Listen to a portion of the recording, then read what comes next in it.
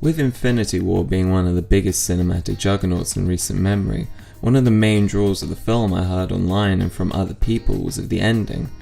However, not being spoiled on it, I still guessed what it would be, something comics are infamous for in a move that is typically quite self-serving and safe. Still haven't seen it. I enjoy superheroes but haven't watched a Marvel film since the first Avengers as my interest has waned. This being the starting point, it did lead me onto another line of inquiry, that being death and its role in fiction, ultimately leading me to the conclusion that although powerful, in my own experiences I feel as if it's been overused and mistreated.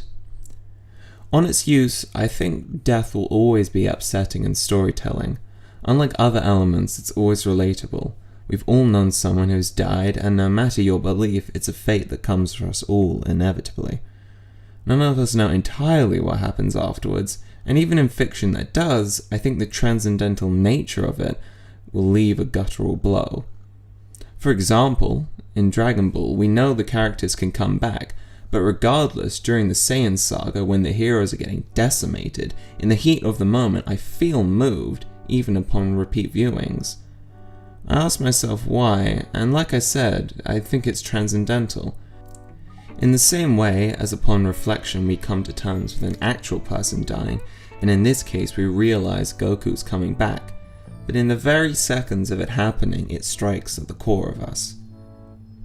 I also thought of how many sad and moving scenes I favoured in media, stuff that would make you cry or just generally enthrall you. When going through it, I realised how many of these were deaths. You have a character you love, and then they die. Pretty simple. It took longer to think of the same answers, but exclude those that just featured death itself.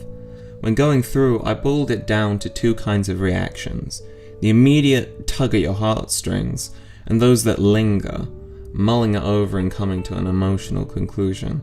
The second I find unearthing more complex reactions. If you're curious as to my own findings in categorizing the two, I'm going to list some of them out. In the first camp, some of the moments include the dinner scene in Adrift in Tokyo, wherein the protagonist experiences the joys of being in a family for the first time. Ramona's vulnerable and earnest surprise at Scott suggesting they start again.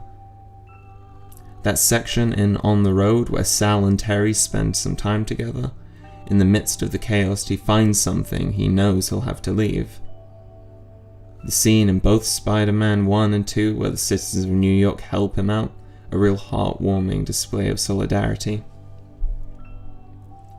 And in the second camp, Spike throwing away his life, slightly hypocritical, but ultimately, if this is what he wants, so be it. While this is one that features death, I actually feel that of all the moments in the final episode, the fact of Spike's death isn't what gets me, it's his decision to do it. A lot of the themes and characters in the Persona series resonate after I finished them and thought it all over. Realizing and overcoming adversity, striving to find the truth even if it's inconvenient. Whatever ending you get in Silent Hill 2, after piecing together what happened and how this ending reflects on your experience. I think that in terms of writing, it's easier to make a likable character and kill them off, giving you something to like and taking it away, as opposed to creating an emotionally resonant moment, like the examples I gave, as they all require a writer to build up to that moment and require a greater level of skill and understanding of your work, rather than what is probably the easiest challenge. In a lot of stories, one must consider the stakes or consequences, the ultimately usually being the loss of life. In some of the examples I gave, those weren't the fail states.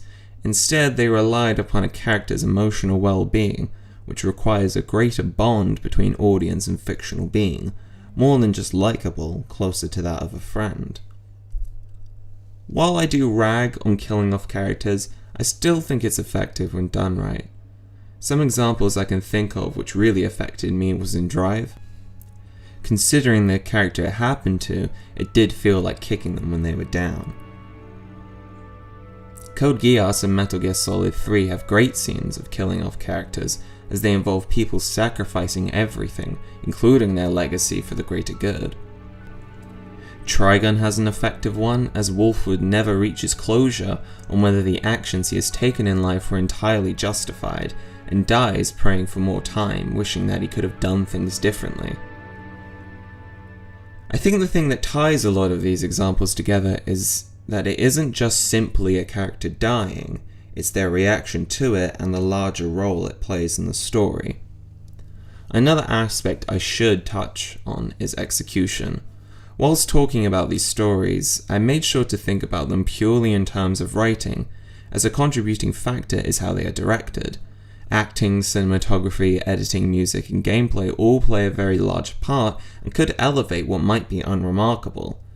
That being said, I do believe writing should work by itself and not solely rely on these factors. A series I think has had an interesting take on death would be that of JoJo's Bizarre Adventure. Excluding part 1, whenever a character dies, it's usually sudden. Not often is it telegraphed in the writing, for example, someone getting more screen time than usual or resolving their character arc. And when it happens, not every character is immediately informed or is able to surround them for their final moments. Similar to real life, people are fragile and can die at a moment's notice. This deviation makes it more crushing from a lot of action stories. All in all, I think that death, like any other element in a story, can be used effectively and not. It's all in the execution, but to include it solely for its own sake and use as a gimmick doesn't inherently make it interesting. It might be why products that market themselves using it never pick up my interest. Hey, wow, you're looking better than ever, Bulma. I missed you a lot.